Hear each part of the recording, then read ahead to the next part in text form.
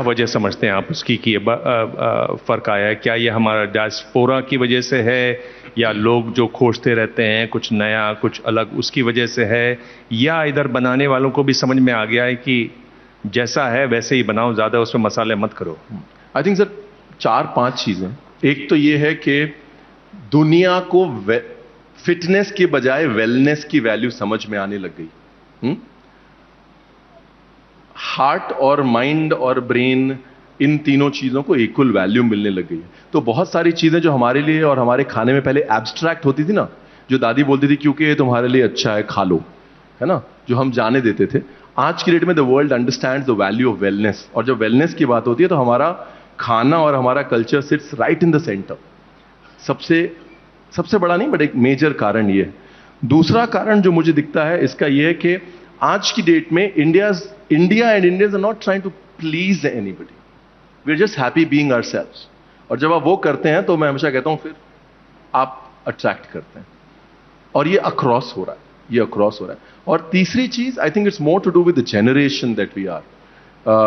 हम जब आजाद हुए तो पहली जनरेशन कंफ्यूज थी, दूसरी जनरेशन कंसोलिडेट कर रही थी, तीसरी जनरेशन वेस्टवर्ड्स देख रही थी। ये जनरेशन जो है ना, जो यहां बैठी हुई है, ये सिक्योर है, और वो सिक्योरिटी इंडिया के आइडिया में, इंडिया की प्रोजेक्शन में रिफ्लेक्ट करती है। वो जो हम सॉफ्ट पावर कहते हैं खाने की, कल्चर की, वो actually comes from the security and the pride of being Indian, which is reflecting in our food and restaurants. And मेरे को रोज एक कॉल आता है इंडिया के बाहर एक रेस्टोरेंट खोलने का, और हम धमाका करना चाहते हैं लेकिन खोलेंगे इंडियन। पहले 3 महीने में एक आता, आज रोज एक कॉल आता है। That is the power. I think क्या है ना कि एक तो कि चलिए वो लखनऊ का जो कारीगर है ना, तो वो किसी स्कूल से नहीं आता है, राइट। और हमारे जो उस्ताद थे, मुनीर उस्ताद, तो वो ऑब्वियसली वो पढ़े लिखे नहीं थे, उनकी जो थॉट प्रोसेस बिल्कुल अलग था, राइट। तो हमारा काम यही था, 8 महीने हमने किया कुछ नहीं, सिर्फ मसाले कूटे और कोयला सुखाया। बट अब पंगा ले लिया था घर पे कि नहीं अभी तो अब नहीं जाएंगे, अब तो करके दिखाएंगे टाइप। तो कुछ वो थोड़ी जिद काम आई, कुछ ये काम आया कि भाई you know cooking can be taught, right. But ये जो वैल्यूज हैं, kitchen values, they have to be cot.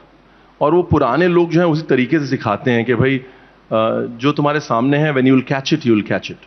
तो धीरे धीरे बात बन गई। शुरू में तो every day I used to question as to what am I doing here, but वो वही है कि जिद पकड़ ली तो अभी करना ही है, घर जाके बेइज्जती थोड़ी ना करवानी है।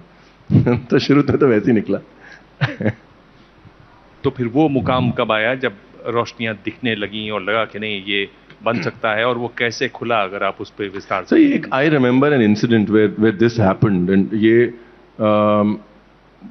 अब उनका काम करने का तरीका है। मेरे को मुनीर साहब बोलते, बेटा एक काम करो, ये मसाले कूटो अलग अलग, जब मिलाने की बारी आते तो बड़े बड़ा लंच कराओ, या जरा छत पे देखो कोयला सूख गया है, बोरी में डाल के नीचे ले आओ। तो जब काम की चीज, यहाँ चूल्हे पे कभी मैं खड़ा ही नहीं हुआ, 6-8 महीने होगा चूल्हे पे ही नहीं खड़ा हुआ कभी। तो मुझे लगता था क्या है, व्हाट इज दिस। तो उन्होंने कहा बेटा एक काम, इधर आओ बैठो। ही सेंस्ड इट। तो उन्होंने बोला तुमको एक कहानी सुनाते हैं। बोले एक बार एक नवाब साहब थे, तो अब कहानी को 1-1.5 मिनट लग जाएगा, sorry I know the time is running. तो कहते हैं एक नवाब साहब थे, तो नवाब साहब को खाने वाने का शौक था, तो अलग अलग बावर्ची आते थे, उनको बोलते थे कि हम ये बना के दिखाएंगे, ये बना के दिखाएंगे। तो एक आए, उन्होंने बोला कि हम आपको एक ऐसी दाल खिलाएंगे आपने जिंदगी में नहीं खाई हो। तो नवाब साहब ने कहा एक दाल वाल नहीं, हमें नहीं। कहते आपने जिंदगी में नहीं खाई होगी। बोले क्या करना है? बोले 1 साल बाद आपको वो दाल मिलेगी और आपको रोज एक सोने की अशर्फी देनी है। तो नवाब साहब 1 साल तक उन्होंने वेट किया, और उन्होंने कहा कि देखिए 2 बजे एग्जैक्ट आ जाइएगा, है, और लेट मत करिएगा। तो नवाब साहब भूल गए। 1 साल बाद जब एक्चुअली बारी आई तो भूल गए। 2:30 बजे आए तो देखा एक छोटी सी कटोरी पड़ी हुई है दाल की। उनको बड़ा गुस्सा आया कि ये इतने पैसे दिए और एक छोटी सी कटोरी है दाल की, ये क्या है।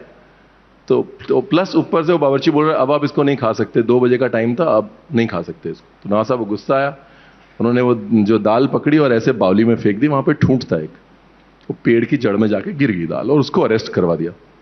वैसे 2 हफ्ते बाद जो है ना, वो भागा आया एक बंदा, नवाब साहब से बोलता है कि सर वो आपके वो जो ठूंठ है ना, उसमें पत्ते आ गए। अच्छा। तो नवाब साहब कहते हैं पत्ते आ गए, मतलब 2 जनरेशन से सूखा हुआ पेड़ है। तो उसको बुलाया गया बावर्ची को, तो कहता आपने जितनी अशरफी दी थी ना, मैंने हर अशरफी के सोने का अक्स उस दाल में डाला था, और 2 बजे उस दाल की पोटेंसी मैक्सिमम थी, उसके बाद वो जहर बन रही थी आपके लिए। तो फिर मुनीर उस्ताद मेरी तरफ देख के बोलते कि बेटा याद रखना, खाना हमेशा देता है, समझ नहीं आएगा अभी लेकिन खाना हमेशा देता है। तो एक जो अनडाइंग बिलीफ इन फूड है ना, उस दिन आ गई कि बॉस आंख बंद करो और ये बिलीव करो कि खाना हमेशा देता है। और उसके उस दिन के बाद खाने ने सिर्फ दिया ही है मेरे को, सिर्फ दिया ही है, and that's how it is. वहाँ का अगर सफर देखें तो फिर आप लखनऊ से आगे निकले, फिर कहाँ गए? जी, फिर दिल्ली गए, दिल्ली के बाद गोवा गए, फिर यूएस गए, 12 साल यूएस में लगाए। यूएस में सबसे पहली दुकान जो खोली वो बंद हो गई, रिसेशन के बिल्कुल बीच में खोली हमने भी इंटेलिजेंटली। तो उसके बाद 13-14 दिन ऐसे हम और हमारा प्रिय कुत्ता हम लोग सड़क पे सोए कॉपली पार्क में। अच्छा। उसके बाद ये रियलाइज हो गया कि सिर्फ एक अच्छा बावर्ची होना इनफ नहीं है, खाना किसके लिए बना रहे हो वो कनेक्ट करना बहुत ज़रूरी है ना। तो फिर धीरे धीरे फिर वापस उठे, और अब आज की डेट में 8 रेस्टोरेंट्स यूएस में हैं, और 2 दुबई में हैं, करते करते चल रहा है काम।